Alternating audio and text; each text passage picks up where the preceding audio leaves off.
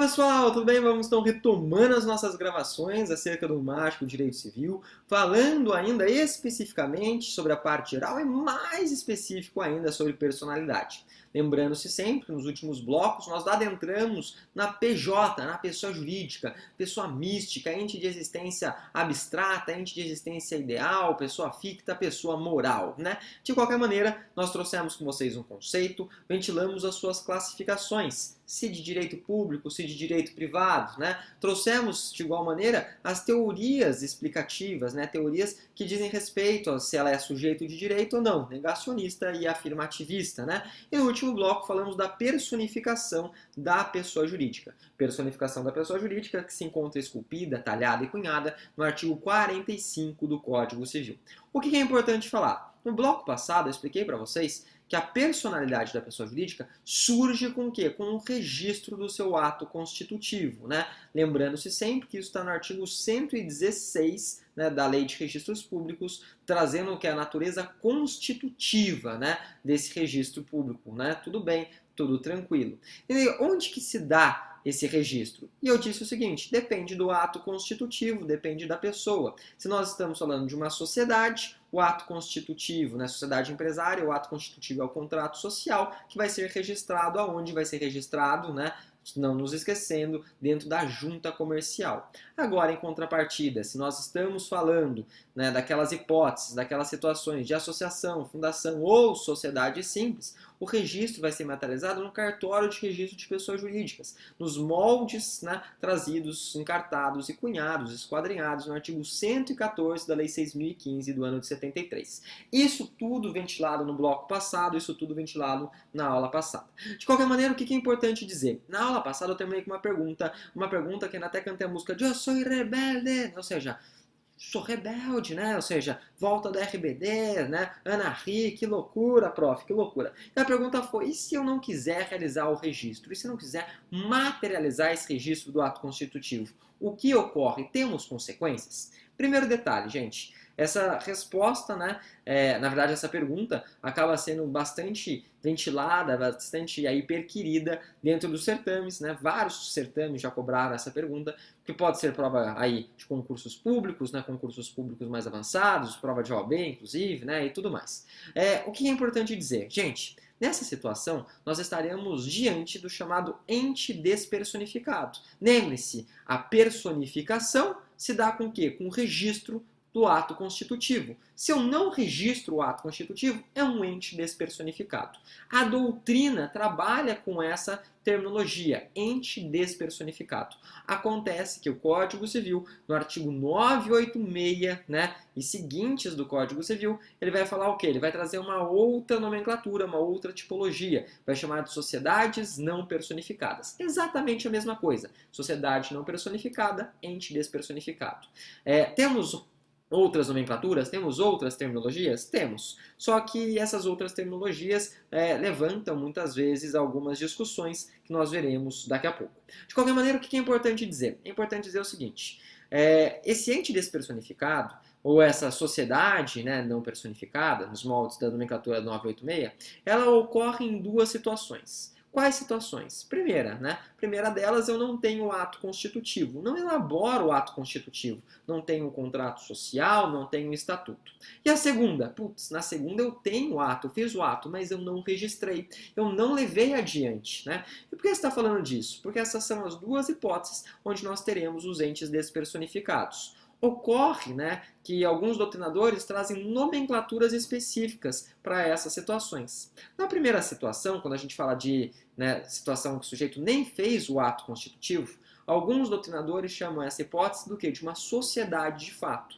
Por que sociedade de fato? Porque nós temos aí, né, um agrupamento humano, nós temos aí esse agrupamento humano buscando uma finalidade, né, específica. Nós não temos, em outras palavras, tão somente aqueles vetores esculpidos e talhados pela teoria da ficção. Ou seja, nós não temos aquele primeiro elemento, que é justamente a criação na forma da lei, e nem o segundo elemento, né, ou seja, pessoa jurídica ganha uma personalidade jurídica própria, né? Nós temos tão somente aqueles elementos da ideia da teoria sociológica, organicista, agrupamento humano com finalidade específica. É uma sociedade de fato, né? É essa a ideia. Esquece o mundo jurídico, esquece a técnica jurídica, né? Por isso, sociedade de fato.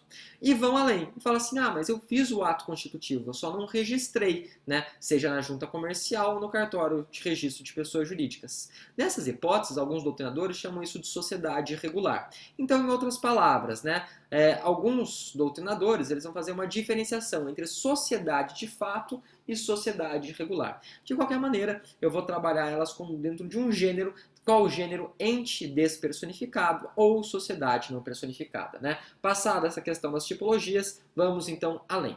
Primeiro detalhe, o que é importante dizer? Importante dizer o seguinte, ainda que elas não tenham, né, essa personalidade jurídica, elas têm a possibilidade de se fazerem presentes, elas têm capacidade processual. Olha que legal, essa inclusive era uma advertência que dizia respeito aí, né, Pontes de Miranda com relação à capacidade. Lembrando-se sempre que ele fala assim, mas se a pessoa não tem personalidade, ela não pode ser sujeita de direito, né? Ou seja, como que ela vai titularizar direitos subjetivos? E ele fala assim, não, personalidade não é ser sujeito de direito, é só uma maior proteção a determinados direitos. Então, aí está o exemplo, né, do nosso querido Pontão, Pontes de Miranda.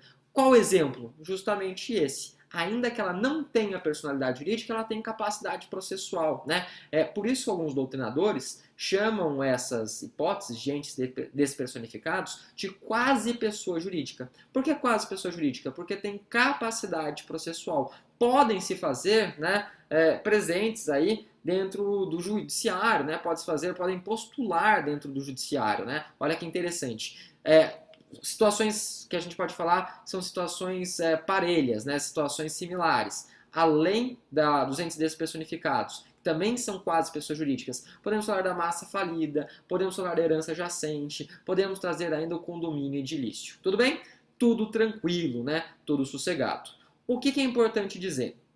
Importante dizer o seguinte, ocorre, contudo, entretanto, todavia, que a pessoa que não realiza esse registro, né, através do ato constitutivo, ou até mesmo não elabora o ato constitutivo, vai sofrer algumas consequências. Essas consequências, elas são, na verdade, eu sempre gosto de uma expressão. Qual é a expressão? Eu falo que são 3, porque é mágico, né? Não é PIX, a expressão é PIS. PIS. PIS, mais uma vez, PIS são 3 elementos porque é sempre mágico, é Pai, Filho e Espírito Santo, é Isis, Osíris e Horus, é Zeus, Hades, Poseidon, então temos 3 elementos aí como consequência da não realização do registro do ato constitutivo. O primeiro deles é uma responsabilidade pessoal, né? O segundo deles, que a gente pode trazer, então P de pessoal, é uma responsabilidade ilimitada. E, por fim, né, a gente pode pontuar para vocês uma responsabilidade solidária. Então, pessoal, ilimitada, solidária. Prof, você está inventando isso? Não estou inventando isso, né? Isso, na verdade, que eu estou pontuando para vocês, se encontra trazido, aí, talhado e cunhado aonde, né? No artigo 990 do nosso Código Civil. Então, o artigo 990 do Código Civil, ele fala da responsabilidade pessoal, responsabilidade, né, ilimitada e responsabilidade solidária pelos sócios em face, obviamente, da pessoa que contratou com essa sociedade. Só que para acabar esse bloco relacionado aos entes despersonificados, eu gostaria de trazer com vocês 3 observações. Por que 3? Por que 3? Porque 3 é mágico, porque 3 aí é holístico, né? É passado, presente e futuro, Harry, Rony e Hermione, né? Enfim, temos vários exemplos. Elementos da ação são partes, causa de pedido e pedido, né? Enfim, né? Os elementos ali como mecanismo de integração, que a gente pode falar, analogia, costumes e princípios gerais de direito, mecanismos para solução de antinomia, critério cronológico, especialidade hierárquica, sempre 3, sempre mágico, né? Essa é a engrenagem da vida, essa é a engrenagem do direito. Então, 3 observações. Primeira observação. Quando eu falo para vocês, né, de uma responsabilidade, que é uma responsabilidade de natureza solidária, é importante falar que essa responsabilidade solidária é perante os sócios, né? Por quê? Porque quando a gente fala em relação à sociedade, ela vai ser subsidiária. Com relação à sociedade, ela é subsidiária. Então, com relação à sociedade, ela é subsidiária, né? Lembre-se sempre que, então, ela vai ser residual. Eu gosto daquele exemplo do tiozinho e tiazinha da balada, o famoso código binário, dente sim, não, não, não, não, não, não, sim, que quando você está cercando o galo, né, altas horas da manhã, é aquele que sobra, aquele que permanece. Então, ou seja, perante a sociedade, a responsabilidade é subsidiária. Perante os sócios, solidária, né? Em outras palavras, vamos ter que, no caso, observar aí o chamado benefício de ordem, aquele benefício trazido aí no artigo 1024? Sim, né? Lógico, entretanto, que nós temos aí aquela ressalva, e essa é a nossa segunda observação. Qual a segunda observação? Que vai ser excluído do benefício de ordem aquele indivíduo, né, que contratou pela sociedade. O que contrata pela sociedade está fora do benefício de ordem. Benefício de ordem, artigo 1024 do Código Civil, né? Bens particulares dos sócios, eles não podem ser executados, né, por dívidas da sociedade, senão depois de excluídos os demais bens dos sócios. Isso é o benefício de ordem. Beleza, beleza. 1024 do Código Civil, né? O que é importante trazer como terceira e última observação é o seguinte: quando eu falei das chamadas sociedades, né, despersonificadas, ou entes despersonificados, eu trouxe a outra terminologia, né, que seriam as sociedades não personificadas. Sociedades não personificadas na verdade, a expressão cunhada e talhada pelo Código Civil no artigo 986. Né? Então, a terceira observação diz respeito a essas sociedades não personificadas. O Código Civil ele dá duas nomenclaturas para essas sociedades. Ele chama de sociedades em comum e sociedades em conta de, no caso, em conta de participação.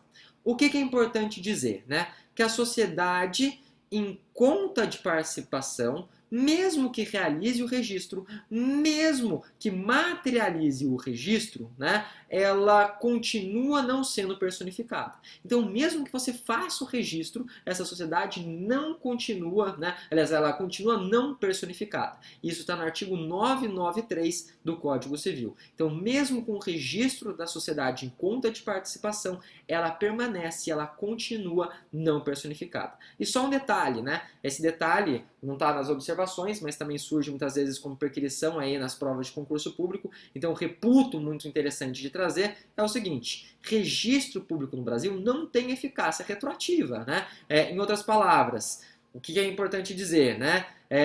Não tem como você realizar hoje o registro com a finalidade, com o escopo e com o fito do que? De legitimar atos pretéritos. Porque quando o sujeito vê que essa responsabilidade é pessoal, ilimitada e solidária, o que ele vai fazer? Ele vai tentar fazer o registro para tentar se salvaguardar de atos, né, passados. Isso não acontece, né? Ou seja, a partir do registro que a pessoa jurídica ganha a sua personificação, né? Em outras palavras, os efeitos do registro são efeitos ex nunc, aqui e não retroativos. Beleza, beleza? Tudo tranquilo, mais do que so far so good. Terminamos então, pelo menos, esse apontamento relacionado aí aos entes despersonificados. No próximo bloco, né, daremos continuidade ainda às pessoas jurídicas, mas até lá, deixo para todos um forte abraço e, obviamente, excelentes estudos. Até mais, gente. Tchau, tchau.